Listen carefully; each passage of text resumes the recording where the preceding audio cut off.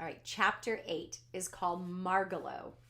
Because he was so small, Stuart was often hard to find around the house. His father and his mother and his brother George seldom could locate him by looking for him. Usually they had to call to him, and the house often echoed with cries of, Stuart! Stuart! You would come into a room and he might be curled up in a chair, but you wouldn't see him. Mr. Little was in constant fear of losing him and never finding him again. He even made him a tiny red cap, such as hunters wear, so that he would be easier to see. One day, when he was 7 years old, Stuart was in the kitchen watching his mother make tapioca pudding. He was feeling hungry, and when Mrs. Little opened the door of the electric refrigerator to get something, Stuart slipped inside to see if he could find a piece of cheese. He supposed, of course, his mother had seen him, and when the door swung shut and he realized he was locked in, it surprised him greatly. Help! He called. It's dark in here. It's cold in this refrigerator. Help! Let me out! I'm getting colder by the minute. But his voice was not strong enough to penetrate the thick wall. In the darkness, he stumbled and fell into a saucer of prunes. The juice was cold. Stuart shivered. His teeth chattered together.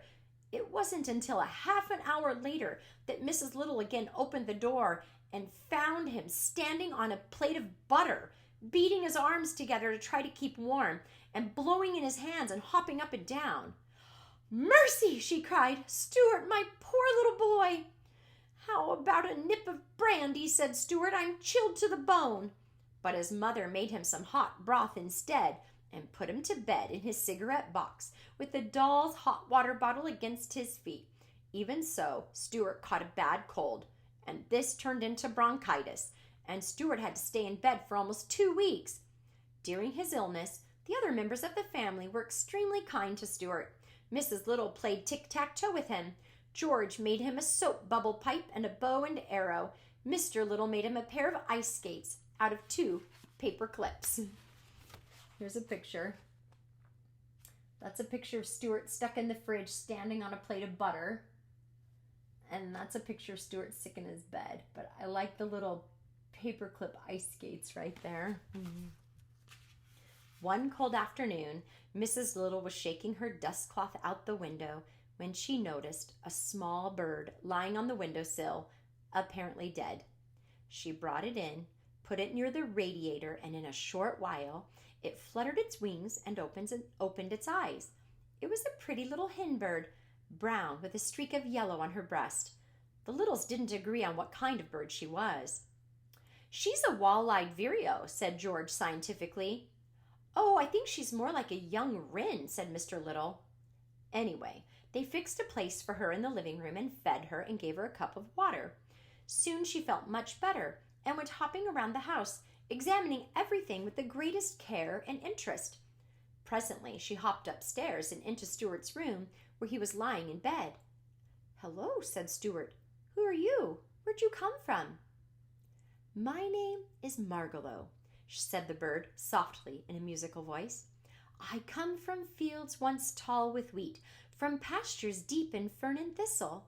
I come from vales of meadow sweet, and I love to whistle. Stuart sat bolt upright in bed. Say that again, he said. I can't, replied Margalo. I have a sore throat. So have I, said Stuart. I've got bronchitis. You better not get too near me. You might catch it. I'll stay right here by the door, said Margalo. You can use some of my gargle if you want to, said Stuart. And here are some nose drops, and I have plenty of Kleenex. Oh, thank you very much. You are very kind, replied the bird.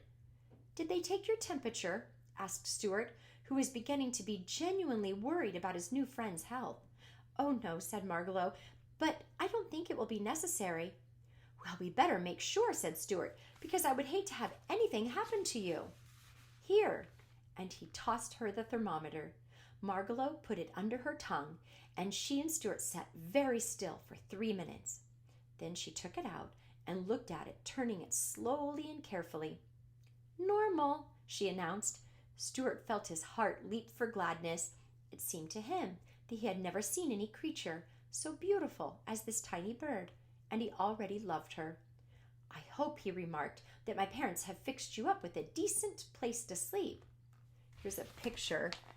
That's a picture of Margalo taking her temperature with the thermometer. "Oh, yes," Margalo replied.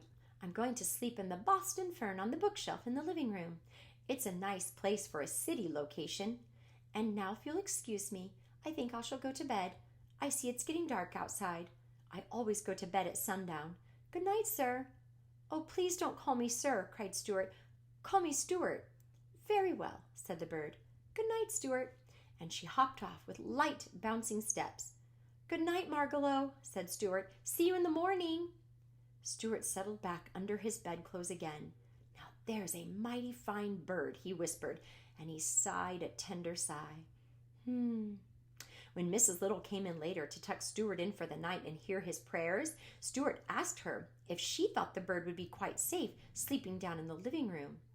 "Oh, quite safe, my dear," replied Mrs. Little. "But what about the cat Snowbell?" asked Stuart sternly. "Snowbell won't touch the bird," his mother said. "You go to sleep and forget all about it." Mrs. Little opened the window and turned out the light. Stuart closed his eyes and lay there in the dark, but he couldn't seem to go to sleep. He tossed and turned, and the bedclothes got all rumpled up. He kept thinking about the bird downstairs asleep in the fern. He kept thinking about Snowbell and about the way that Snowbell's eyes gleamed. Finally, unable to stand it any longer, he switched on the light. "There's just something in me that doesn't trust a cat," he muttered. "I can't sleep, knowing that Margalo is in danger." So pushing his covers back, Stuart climbed out of bed. He put on his wrapper and slippers, and taking his bow and arrow and his flashlight, he tiptoed out into the hall. Everybody had gone to bed, and the house was dark. Stuart found his way to the stairs and descended slowly and cautiously into the living room, making no noise. His throat hurt him, and he felt a little bit dizzy. "But sick as I am," he said to himself, "this has got to be done." And being careful not to make a sound, he stole across to the lamp by the bookshelf, shinnied up the cord, and climbed out onto the shelf. There was a faint ray of light from the street lamp outside, and Stuart could dimly see Margalo asleep in the fern, her head tucked under her wing. "Sleep well, sleep dwell upon thine eyes, peace in thy breast," he whispered, repeating a speech that he had heard in the movies. Then he hid behind a candlestick and waited, listening and watching. For half an hour he saw nothing, heard nothing but the faint ruffle of Margalo's wings when she stirred in dream. The clock struck 10 loudly, and before the sound of the last stroke had died away, Stuart saw 2 gleaming yellow eyes peering out from behind the sofa.